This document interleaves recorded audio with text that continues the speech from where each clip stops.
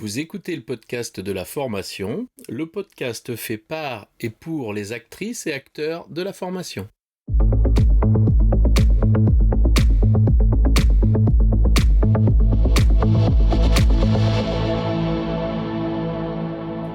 Bonjour et bienvenue.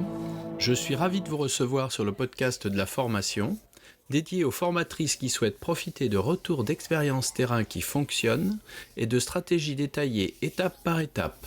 Chaque épisode vous permet de mettre en place des actions immédiates et d'obtenir des résultats efficaces et concrets. Bonjour, c'est Mélodie. Alors, une fois n'est pas coutume, aujourd'hui je reçois Laurent.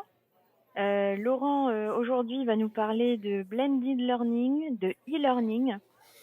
Alors, bonjour Laurent. Bonjour. Alors, toi, tu es ingénieur pédagogique à la Grande École du Numérique. Tout à Tu es fait. chargé de l'innovation pédagogique, c'est ça? Qu'est-ce que tu fais en quelques mots? Alors, pour expliquer un petit peu mes missions, j'ai en charge la construction de dispositifs, l'animation de ces dispositifs Mhm. et la formation des équipes pédagogiques du dispositif. Voilà. Ok. Écoute, ça tombe très bien puisque j'aimerais que tu nous parles de blending learning, de e-learning. Comment on fait? Est-ce que tu aurais eu une expérience réussie à nous relater concernant ces deux choses-là? Écoute, tout à fait.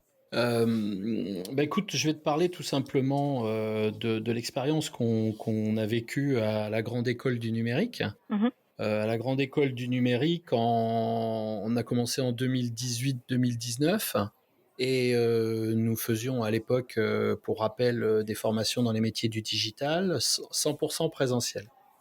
Et à la fin de cette première année, au mois de septembre, on fait un peu les bilans. Il m'a semblé important, compte tenu des différentes possibilités qui nous étaient offertes, de repenser le dispositif avec une dimension à la fois en présentiel et en distanciel. Ce qui nous motivait, c'est d'abord la spécificité des métiers du digital, où les gens doivent la plupart du temps travailler en distanciel, donc ils doivent Oui. maîtriser des outils.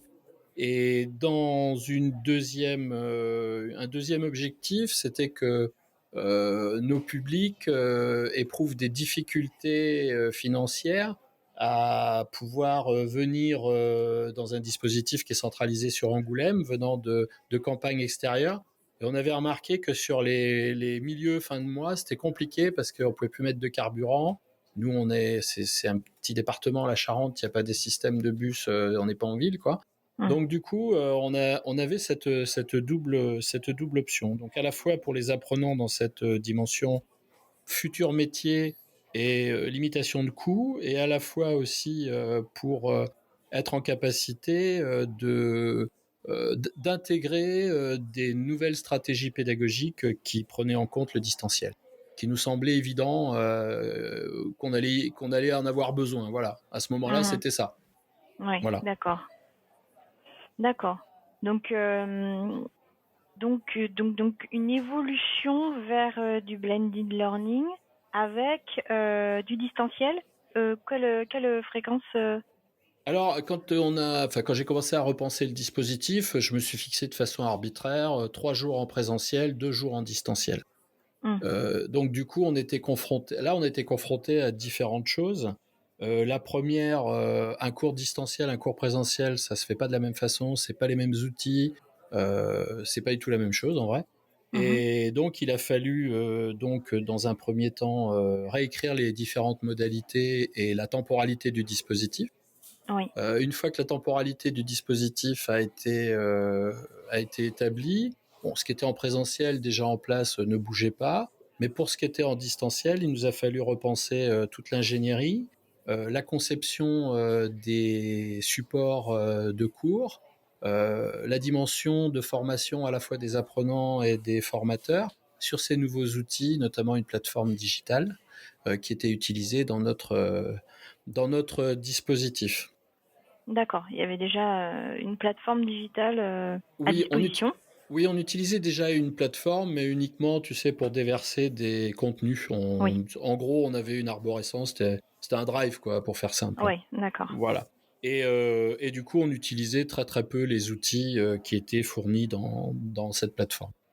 Et là, on avait, pour la temporalité, là, on est en septembre, et on avait une nouvelle rentrée qui se faisait à partir de décembre. Donc là, pendant 3 mois, j'ai reconstruit le dispositif, les différentes modalités, et j'ai notamment construit de nouveaux syllabus de cours qui s'adaptaient à la capacité qu'on avait à faire des activités à distance et qu'on puisse les évaluer aussi, parce que c'est très important, hein, chez nous, l'évaluation est permanente.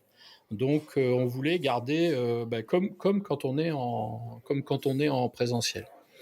D'accord. Euh, quand le mois de décembre est arrivé, que la nouvelle session est arrivée, pour les apprenants, tout était nouveau, donc du coup, apprentissage à la plateforme, comment on se connecte, comment on trouve ses ressources, comment on trouve les livrables à faire et comment on trouve les syllabus de nos livrables. C'était les Mmh. premiers questionnements. Ça va très très vite, hein. En une matinée, c'est plié, ça. Et puis, pendant les 2 mois avant, formation des équipes de formateurs en présentant les nouveaux outils, en faisant des tests entre nous, en faisant de l'écriture à plusieurs mains des syllabus pour avoir quelque chose qui fonctionne. Et concrètement, on arrive janvier, février, on commence à prendre nos marques, et mi-mars, le 17 mars, boum, là on prend le Covid en pleine tête, Ouais. tous confinés. Et là, nous, on passe de 2 jours de distanciel à 100%, 5 jours de distanciel. OK. Pendant le même temps, notre centre de formation s'arrête de fonctionner, puisqu'ils n'ont pas l'infrastructure, et ni les équipes pédagogiques, ou en tout cas très peu d'entre elles sont formées, et les apprenants, pareil, très peu d'entre eux sont formés, puisqu'on était dans des phases de test pour passer à des process digitalisés et distanciels. Voilà. Mmh. Donc là, concrètement, comment tu fais, donc on passe en full distanciel, en e-learning, hein. Oui. Comment tu fais concrètement là, à partir de ce moment-là? Alors pour moi, il y a deux dimensions. Il y a la première dimension de la grande école du numérique, où là, notre job, c'est d'accompagner nos apprenants. La grande difficulté qu'on a dès le départ, c'est de garder le lien et de les maintenir, entre guillemets, avec nous dès le départ du confinement. Alors pour ce faire, alors nous, on est 5 sur le dispositif. Déjà, on met en place un système où chacun de nous, entre guillemets, a une astreinte d'accompagnement. C'est-à-dire qu'on a défini avec nos apprenants les moyens par lesquels ils pouvaient communiquer avec nous. On a défini des routines. Et dès qu'on voit qu'une routine n'est pas faite, hop, on relance nos apprenants directement par téléphone, par mail, tous les outils qu'on a inventés. Ça a déjà été la première chose. Ça a demandé à ce que toute l'équipe s'implique, parce que c'est quand même au-delà des heures où on était en échange avec eux normalement en présentiel. Donc on met Mmh ça en mh. place. Et du coup, comme on est 5 et qu'il y a 5 jours, c'est pas très prégnant, quoi. Ça nous fait beaucoup de boulot. Mais enfin, c'est vraiment sur ce volet d'accompagnement qu'on est mobilisé, hein, dans la gêne, d'accompagner vraiment nos apprenants. En gros, faire comme si on était là tous les jours. Concrètement, c'est le matin, visio à 9 heures. Quand on est en visio, on est habillé, caméra allumée obligatoire pour tout le monde. Voilà, on est devant, on n'est pas en train de déjeuner ou je sais pas quoi, hein, on est au travail comme si on est en cours. Voilà. Et après, on fait des checkpoints toutes les heures et demie Mmh. sur l'avancée, sur le travail, où on fait des micro-réunions très très courtes, des visios de 5 minutes pour voir où on en est, est-ce qu'il y a des questions dans l'avancée des livrables, comment ça se passe. Un petit peu, tu vois, comme on fait pendant le cours. On définit une activité, et puis au cours de l'activité, on accompagne, alors soit à la demande, soit sur des checkpoints qui sont définis dans la journée. On a des marqueurs qui sont précis, hein, de manière à ce qu'ils sachent qu'ils vont nous retrouver à ces endroits-là. Mmh. Voilà. Et après, du côté de notre centre de formation, Là, c'est pas pareil. On a besoin de former les équipes, de les former aux outils. Et là, il faut. Alors là, nous, on peut plus, on n'a plus accès aux apprenants. Il faut que les formateurs sur les plateformes reforment leurs apprenants. Ce qui n'a Mhm. pas, ce qui a pas été simple du tout d'ailleurs. Ouais, Voilà. tout à fait, ouais. Tout à fait. Donc là, on parlait de visio. Donc là, l'enjeu, c'était vraiment de digitaliser rapidement et puis sous contrainte quand même les pratiques des équipes pédagogiques. Oui. Donc on parle pas de, évidemment, 7 heures de visio dans la journée, hein, ce qui est complètement impossible. Concrètement, quelles étapes on fait euh, pour digitaliser entièrement ces pratiques? Là, tu nous as donné quelques éléments. Quelles sont les principales étapes concrètement? Voilà comment on a fait. Bon, pour ce qui était de la grande école du numérique, on va dire entre guillemets, ça roule. Ouais. À partir du moment où on a posé notre astreinte d'accompagnement, on rencontre pas de difficultés. Nos apprenants Mhm. sont pas perdus, ils savent qu'on est là. On est tous bouleversés par le Covid, mais bon. Par contre, du centre de formation, c'est pas la même musique, hein. Donc là, à cette époque, moi, j'avais en charge ce qui s'appelle recherche et développement, stratégie pédagogique, hein. Et j'avais aussi en charge la formation des équipes pédagogiques à la plateforme qu'on utilisait. Mm. Donc, une relation particulière avec les enseignants et les formateurs. Et là, tout de suite, je regarde un petit peu, je fais des checks avec eux pour savoir quelles sont leurs difficultés. Alors, la difficulté, j'aurais plus vite fait de leur demander ce qu'elle est, comme ça on n'aurait pas perdu de temps, mais en réalité, il n'y a rien qui allait, hein. Et là, on Ouais, commence ouais, à ouais. faire l'inventaire. Bon, alors, vous faites quoi? Vous faites comment? Qu'est-ce que vous avez? Et là, en Donc là, vérité, c'est un travail d'audit. ouais, voilà, c'est ça. Tu fais un audit. Ok. Ouais, je fais un audit des moyens, des envies, des craintes, enfin tout ce qu'il y a. Et là, très vite, il ressort que la plupart des formateurs qu'on a et des enseignants utilisent des PowerPoint. Oui. Donc nous, Mhm. on se dit, bah ouais, tiens, bah là déjà, ils ont des outils qu'ils ont construits, ils ont bossé. On se dit, tiens, c'est marrant, il faudrait peut-être qu'on regarde un petit peu de ce côté-là, nous, parce qu'on n'est pas très consommateurs de PowerPoint. Nous, il faudrait qu'on regarde un petit peu de ce côté-là, comment dans notre pratique digitale, nous, on va pouvoir créer quelque chose qui va faciliter leur vie. Mhm. Donc, bon, alors, on sait pourquoi on n'utilise pas beaucoup les PowerPoint, c'est quand même quelque chose d'assez statique, ça peut être vite ennuyeux, et puis en vérité, on a très peu d'interaction. Alors, on se dit, si déjà on n'est pas en présentiel, on est en distanciel et qu'on leur file des PowerPoint, autant dire que va Ouais, pas se passer grand-chose. ouais, Et ouais. là, et là, on commence à se dire, bah tiens, ouais, ce qui serait bien, on a un support qui est quand même une référence, hein. On a vraiment ce support qui est omniprésent. Donc là, là, je me dis, bah écoute, il faudrait qu'on crée un truc pour digitaliser un peu ces supports PowerPoint. Et stratégiquement, on se dit, il faut que ce soit efficace pour les apprenants. C'est ce qui nous intéresse, nous, c'est qu'ils apprennent. Donc on est sur une taxonomie connaître, comprendre très souvent hein, quand on a des supports de ce type-là.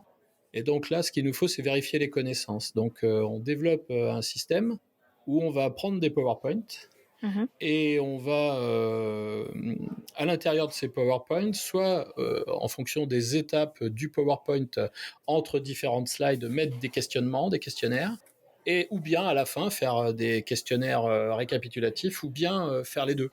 Faire des petites, on dirait un petit peu des petites évaluations formatives pour voir qu'ils ont bien compris tel ou tel point, et à la fin un questionnaire qu'on va appeler plus sommatif où on va regarder si vraiment ils ont un score et ils peuvent passer à la suite du parcours, etc., etc.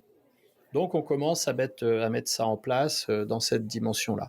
Et parallèlement, j'avais construit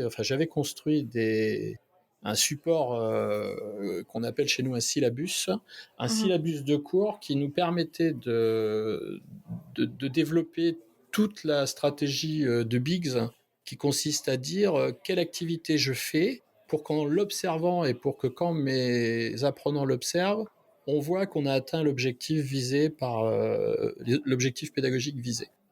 Et Mmh. donc, dans ces syllabus, on réintègre en éléments les différentes constructions qu'on avait fait de nos PowerPoint digitalisés. Voilà. D'accord. Mais tu en as parlé, tout à l'heure du syllabus. Justement, j'allais te poser la question, en gros, voilà, c'est quoi, concrètement? C'est un document? Ouais, alors chez nous, ça a pris la forme d'une matrice. Au départ, j'ai construit un document qui est l'émanation de la synthèse de plein de documents de cours que j'avais récupérés sur différentes facultés qui partageaient ces ressources. Après, j'ai regardé comment je pouvais les adapter à nous. Et moi, ce qui m'intéressait, c'était d'avoir un outil qui soit transposable. On est en cours en Mmh. présentiel, ça marche. On est en Ouais, distanciel, ça marche. d'accord. Donc, il fallait quelque chose qui soit assez malléable au départ. Donc, chez nous, ça se traduit par un document écrit dans lequel sont intégrées des ressources. Et alors, bon, ben, OK. nous, on est grande école du numérique. On utilise une techno web et en gros, c'est une page web, quoi, hein, Mmh. où l'apprenant va dérouler sa page web et à l'intérieur, il va trouver la présentation, les objectifs, les différentes activités, les phases d'évaluation tout Mmh. interconnecté dans un seul document, voilà, de manière à ce qu'il s'y retrouve facilement. Et quelque chose qui était important pour nous, c'est à la fois pour les formateurs au début et surtout pour les apprenants, c'est que ce document support soit toujours le même tout au long de l'année. C'est-à-dire qu'on ne s'occupe pas de la forme, hein, on a compris comment ça marche, on s'occupe que du fond, c'est-à-dire les éléments qui constituent le livrable que l'apprenant doit délivrer à la fin de son activité. Mmh. D'accord. OK.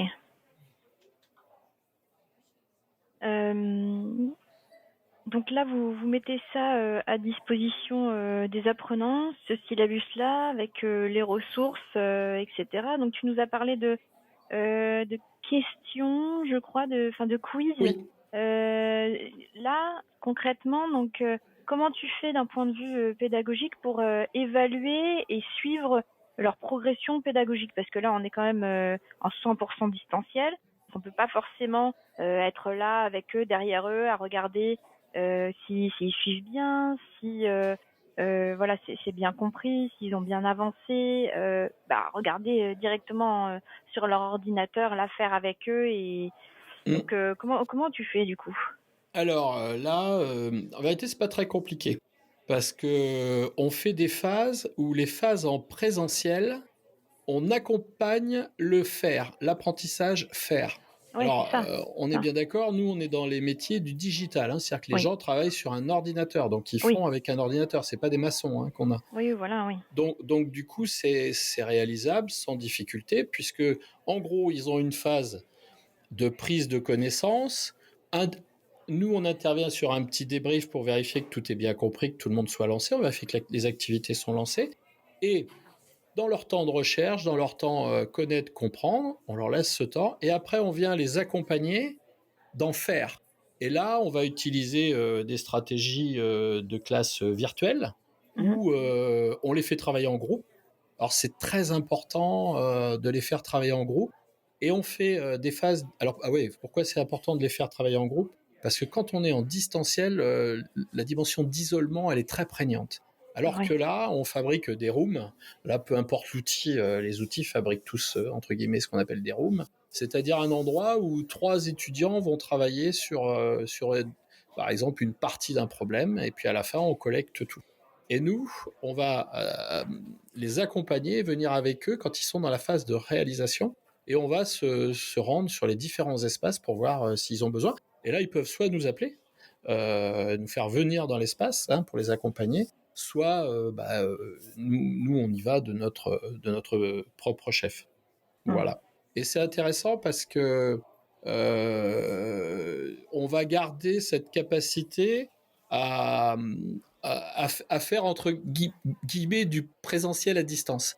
On garde les mêmes stratégies. C'est-à-dire qu'il y en a un qui présente son travail, puis un autre, puis un autre, puis un autre. On va rester comme ça. Par contre, ce qu'on change, c'est la temporalité. C'est-à-dire, Oui. on fait tout ça, c'est fait toujours sur des temps très très courts. Alors, c'est très intéressant de faire sur des temps plus courts parce que ça oblige à mieux synthétiser ce qu'on fait. Et pour eux, Ça permet de revenir rapidement sur une problématique et de pas attendre de passer beaucoup de temps, d'être dans l'attente de répondre ces feedbacks. Ça nous permet, nous, d'avoir cette interaction qui est rapide auprès de nos Mmh, apprenants. mmh. Voilà. Oui, mais ça me rappelle, tu vois, j'ai échangé avec une autre formatrice qui me disait, bon ben moi j'ai passé 4 heures en visio là avec les apprenants.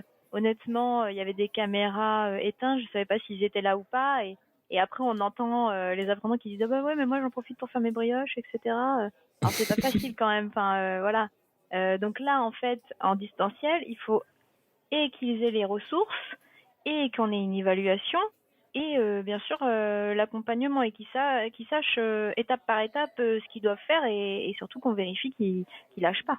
Ouais. Alors, il y a quelque chose quand même qu'il faut préciser. Le petit avantage qu'on a, c'est qu'on était sur l'année 2 et déjà on avait testé les mêmes apprentissages et là on avait pu voir où il y avait des points un peu compliqués. Donc ça nous a Oui. permis de remorceler, regranulariser les apports pour que ce soit moins gros à avaler d'un coup. Et surtout, ça nous a donné des indications sur le temps de réalisation. Parce Mm. que c'est frustrant quand on te dit qu'il faut faire un truc en 1 heure et puis que de toute façon, en 1 heure, personne n'y arrive, quoi. Oui. Donc il y a quand même cette dimension à prendre en compte. Et on ne peut pas non plus les laisser, comment dire, pendant des heures à rien faire. Donc ça veut dire que dans la vision du travail qu'on leur donne, nous, ce qui nous importe, c'est que le livrable soit réalisé. Donc ils avancent librement dans leur livrable à leur rythme, ça c'est important, puisque dans le cadre de l'individualisation des parcours, c'est fondamental. Ça permet. Alors souvent les formateurs te disent ouais Laurent, mais comment on va faire s'il y en a qu'on finit avant?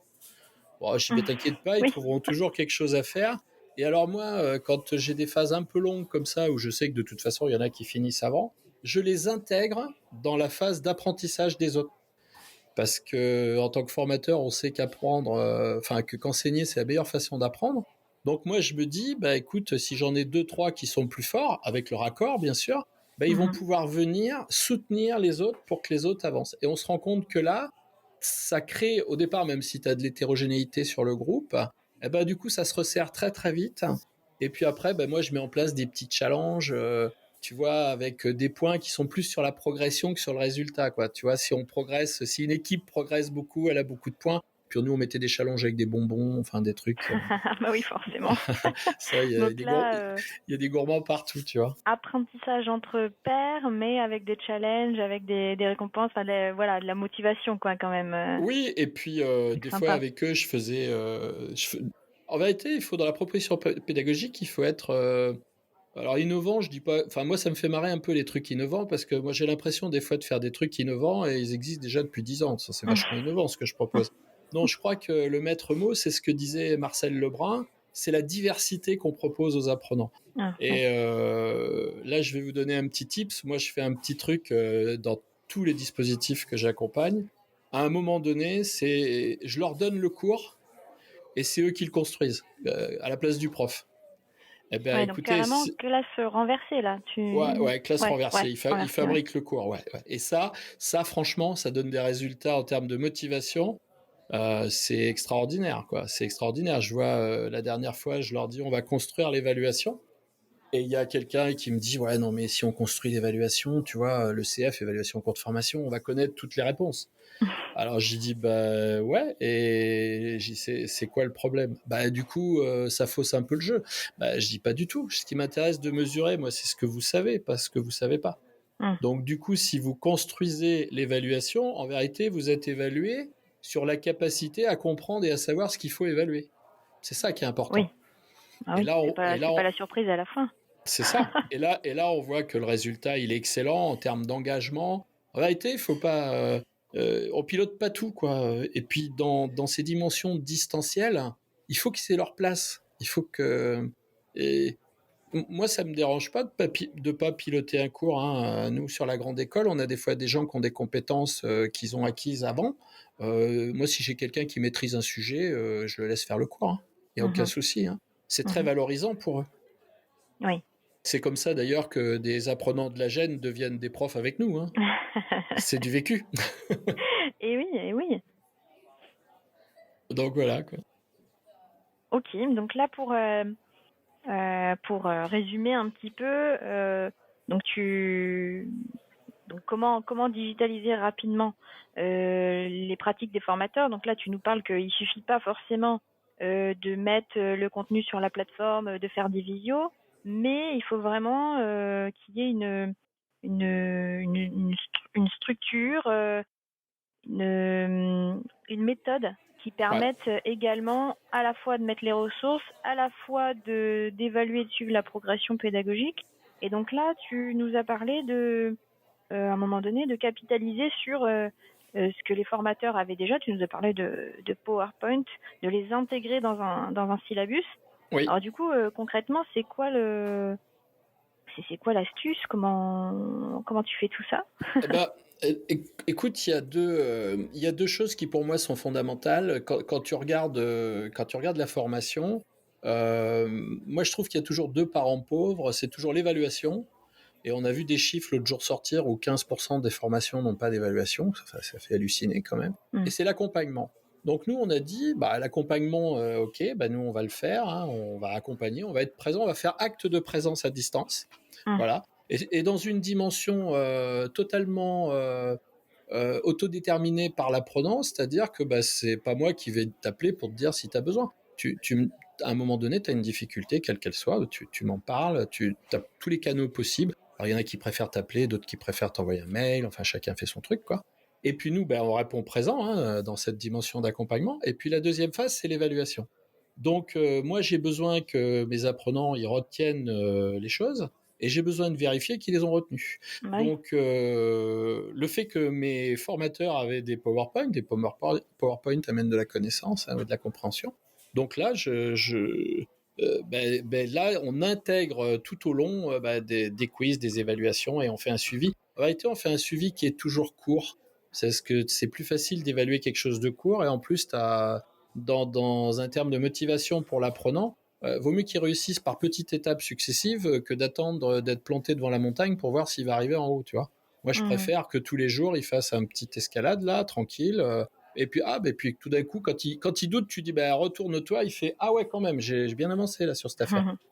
Donc voilà, l'idée c'est ça. Donc pour nous, l'idée c'était de permettre aux formateurs, de réutiliser tout ce qu'ils avaient en leur possession. Parce que moi, Mm. c'est hors de question que les gens refassent le travail. Ils ont Ah déjà bah, bossé comme des furieux pour faire leur truc.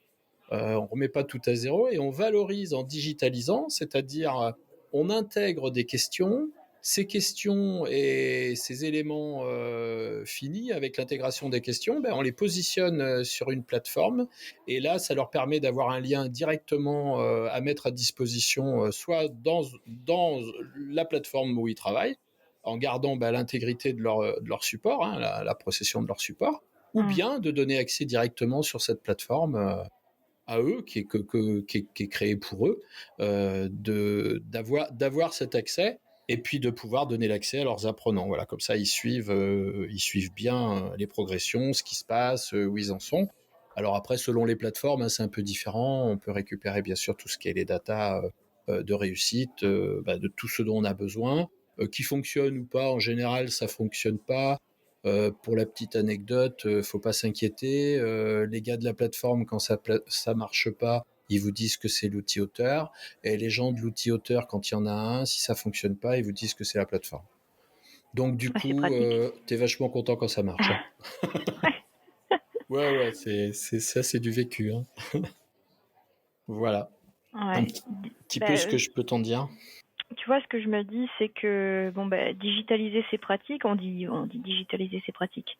Bon, ça Ouais, c'est bien, mais bon, une des questions que le formateur peut se poser, enfin, voilà, moi qui est formatrice, je pourrais me poser la question aussi, hein, c'est une des premières questions que je pourrais me poser. Donc, il faut mettre en ligne mes ressources pour les apprenants, donc à leur disposition, qu'il y ait accès quand ils en ont besoin. Mais moi, je me ouais, dis aussi, il faudrait quand même que ce soit enfin, sécurisé quelque part. Enfin, voilà, ouais, tout à que fait. voilà, qu'on récupère pas toutes les ressources comme ça, voilà. Et puis je me dis aussi que ça prend du temps. Enfin, j'ai pas trop de temps. Enfin, surtout à cette période-là, quand on est tombé dans cette période-là, 2020. Bon, il a fallu tout repenser, etc. Et pas trop de temps à perdre. Et et voilà. Et moi, j'ai pas non plus le temps de. Enfin, tu vois, Mhm. utiliser un outil digital quand tu as pas l'habitude, il faut se former. Il y a quand même une courbe d'apprentissage, voilà, Oui, qui oui, est là. il y a une courbe Donc, d'apprentissage importante. Il y a des achats de logiciels aussi à faire. Donc nous, ce qu'on a fait, on a pallié à tout ça pour les formateurs, c'est-à-dire qu'on a créé entre guillemets un méga centre de traitement de ressources où pendant 6 mois, on a digitalisé, mis en ligne, etc., etc. Donc nous, ça nous a permis deux choses. Ça nous a permis déjà de corriger le process au fur et à mesure, hein, parce que quand tu fais quelque chose, même si on le code, on n'arrive pas forcément à avoir quelque chose de parfait le premier jour. Donc on a un retour utilisateur qui nous sert à améliorer le produit. Et puis petit à petit, ce produit, il s'est amélioré. Et puis écoute, à la fin massivement utilisé, on avait, on avait pratiquement on n'avait plus de problèmes quoi, en vérité. On n'avait plus de remontées de problématiques, des trucs mmh, qui coinçaient, voilà. Et du coup, maintenant, nous, c'est éprouvé, ça a été testé. On n'est plus en phase de recherche et développement, hein, puisque là, il fallait qu'à un moment donné, on se creuse le cerveau, à la fois dans une dimension pédagogique de qu'est-ce qu'on veut en faire, à la fois dans une dimension techno-pédagogique, c'est comment faire. Et après, tout ça mis en place, on s'est dit, le problème, comme tu l'as évoqué, c'est toujours le même, hein. Les formateurs, c'est pas des machines. Ils ont des supports. Et ben, écoute, aujourd'hui, nous, on a fait ce service, on l'a diffusé. Dans un premier temps, on avait rencontré des gens de la plateforme Parcourou, mmh, où on leur avait présenté notre produit, tout simplement. Et ils ont trouvé ça génial. Ils nous ont demandé s'ils pouvaient l'intégrer comme outil disponible d'office dans la plateforme. Donc, ce qu'on a fait. Donc, OK. on l'a mis d'office dans la plateforme. Parcourou, c'est 11 000 utilisateurs, hein, c'est des formateurs. Et ils ont des PowerPoint, dis donc. Et du coup, ils ont, écoute, c'est massivement plébiscité. Et là, on a décidé, nous, de ce produit et ce service, maintenant de le mettre à disposition de tous. Et donc, on a créé un petit site web avec la possibilité pour les gens d'acheter ce service à un moindre coût, OK. de manière à pouvoir réellement digitaliser leur contenu, valoriser leur travail, pas perdre de temps. Ils ont autre chose à faire. Moi, je veux bien qu'on aille passer des jours et des semaines en formation pour apprendre à faire un truc. Mais bon, à un moment donné, quand il y a des raccourcis, je crois qu'il faut être aussi intelligent et puis il faut prendre les raccourcis, quoi. Mmh. Voilà. Ouais, Voilà, tant qu'à quoi. faire. Ouais, c'est ça l'idée, quoi. Et du coup, on se rend compte qu'il y a plein d'utilisateurs, quoi, parce que ça déborde même totalement la dimension de la formation, puisque des gens en entreprise, pour des présentations, c'est vachement bien d'avoir des contenus interactifs dans les présentations pour son auditoire. Et du coup, on digitalise aussi pour autre chose que la formation, en vrai. Le support est universel, donc. OK, donc là, en fait, cette période, toute cette expérience, du coup, a permis de développer un outil, en fait, c'est ça? C'est C'est quoi ça. cet outil? Ça s'appelle PPT Digital. OK. Tu vois, à PPT parce que PowerPoint, quoi, hein. Puis Ouais, digital, OK. c'est un peu l'idée. Donc voilà, quoi. Voilà, OK, c'est. et en fait, on peut le trouver, enfin, vous. Ouais, oui, tout à fait. Bah écoute, si tu veux, on mettra le lien dans la description. Ouais, OK. Comme ça, nos auditeurs pourront aller jeter un coup d'œil, regarder comment faut faire, et puis voilà. Et puis éventuellement, s'ils veulent nous poser des questions, ils n'hésitent pas, hein. On est là pour répondre. On a essayé d'expliquer un peu tout. Mais voilà, ils essayent de voir. Il y a rien de compliqué, hein, là. Je crois que la difficulté, c'est d'avoir un PowerPoint et de savoir quelles questions on pourrait poser à nos élèves, étudiants ou apprenants. C'est ça l'idée. Mmh. Oui, OK. Voilà. Bah écoute, je te remercie. Je trouve ça assez intéressant en fait de partir d'une situation, de cette problématique là qu'on a rencontré à un moment donné, que les formateurs ont rencontré, de développer quelque chose, juste entre nous, etc.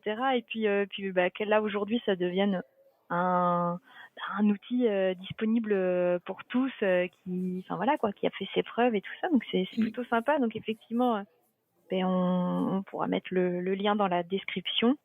Et puis voilà, hein, si vous avez des questions, et ben écoutez, Laurent sera là pour vous répondre. Eh Ben, je te ben, remercie. ouais, bah écoute, moi aussi, je te remercie. C'est bien de me donner la parole aussi sur sur des sujets comme ça. Et puis moi, je dirais que notre but initial, nous, c'est le partage, c'est l'échange. Donc là, on est totalement dans partager ce qu'on a fait, quoi. C'est offrir à tout le monde, bah écoute, ce qui nous sert à nous tous les jours, hein. Après Mm, tout, mm. soyons fous. Ouais. Merci beaucoup pour ce moment. Ben, merci à toi, Laurent. À très vite. À très bientôt.